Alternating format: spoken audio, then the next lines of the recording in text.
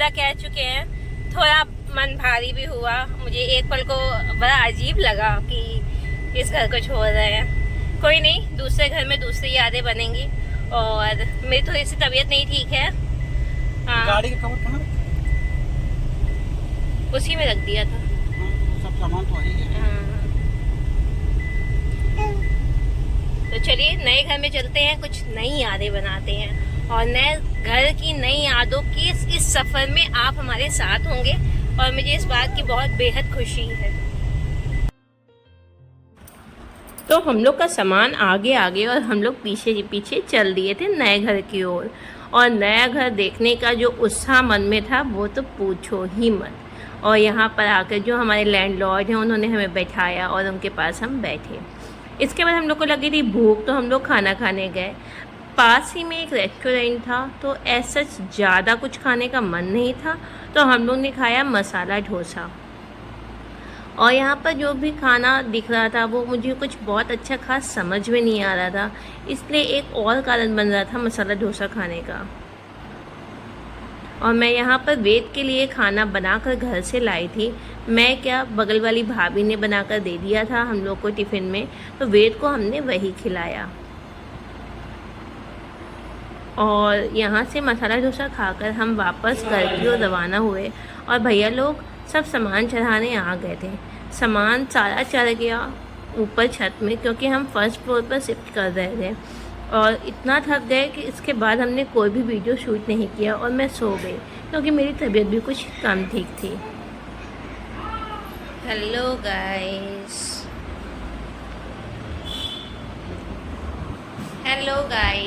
और हम लोग हैं अपने नए वाले घर में और बहुत थक गए हैं, इसलिए कुछ भी शूट नहीं किया है। सिर्फ अभी यहाँ पे बिस्तर लगा लिया है। और हस्बैंड भी बहुत थक गए हैं, उन्होंने भी बहुत काम किया है। तो बस हम लोग जा रहे हैं खाना खाने बाहर, और खाना खा के फिर आते हैं और सो जाएंगे।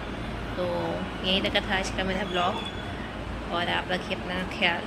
मुझे दीजिए इजाज़त। Thank you for watching guys. और ये है अगले दिन का व्लॉग। अगले दिन सबसे पहले मैंने किचन सेट करने की सोची, क्योंकि खाना बनाना, चाय बनाना, उसके लिए किचन का सामान रखना बहुत ज़रूरी था। मैंने मोटा मोटा सामान रख लिया था।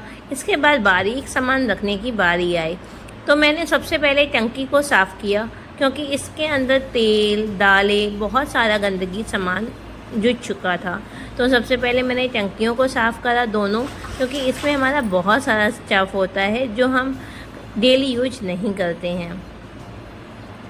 किचन एक ऐसी जगह है जो नीट एंड क्लीन रखना और होना सबसे पहले बहुत ज़रूरी था।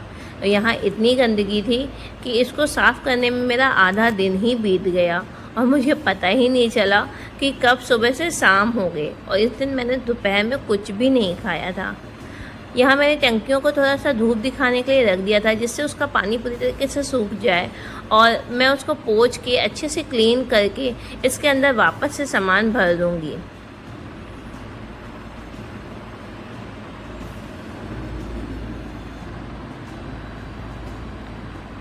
और ये अरहर की दाल में साथ में ऑयल लग चुका था, तो मैंने ऑयलिंग वाली दाल को किनारे करके जो अच्छी अच्छी दाल थी उसे भर दिया। और यहाँ मैं टंकी में एक एक सामान देख कर रख रही थी कि क्या सही है और क्या ख़राब। जो ख़राब सामान था उसको मैंने निकाल कर हटा दिया, उसको डिस्कार्ड कर दिया, और जो अच्छा सामान था उसको रख दिया।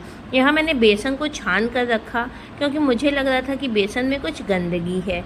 इसके बाद मैंने सूजी को भी छान कर बारीक अच्छी तरीके से रख दिया, जिससे कि मुझे ये सारा काम करने में हैसल ना हो कुकिंग करते वक्त।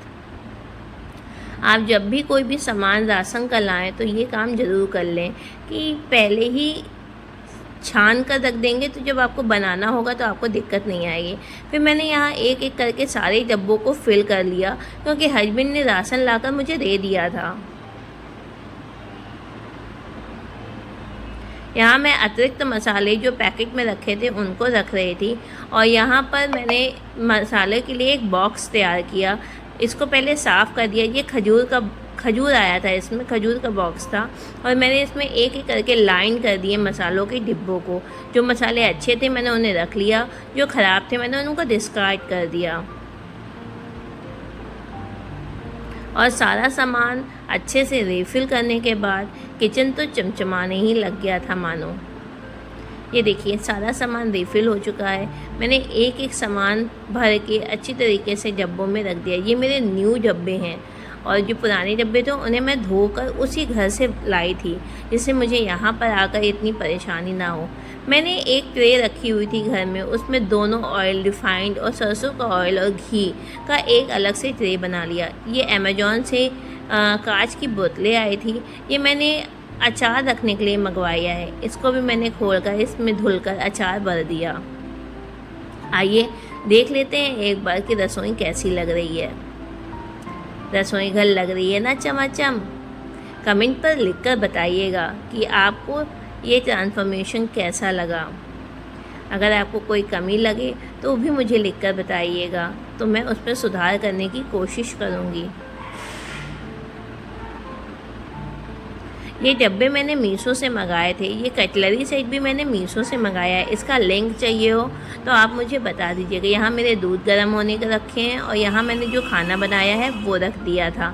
तो क्लीन और नीट रसोई अच्छी लग रही है। मैं इसका फाइनल इसको और अभी सजा कर अच्छे से मैं इसका एक टूर दूँगी। और यहाँ पे मैंने पूजा घर में सब सामान फिट कर दिया था और पूजा घर भी सजा दिया था। यहाँ पे इस कमरे में मैंने स्टोर टाइप में बनाया है। यहाँ सारा सामान पैक कर दिया है। अभी एक तरह से सब भर दिया है। मैं धीमे धीमे कर कर एक एक कमरा अच्छी तरीके से सजाऊंगी और एक एक कमरे का टूर आपको दूंगी। ये हॉल एरिया है जहाँ पे बैठ के दोनों कारें रख दी हैं अभी बहरहाल के लिए। और ये एक बाहर का लिविंग एरिया है जो अभी बिल्कुल भी सेट नहीं है। और ये है बेड जो अभी ऐसे ही रख दिया गया है।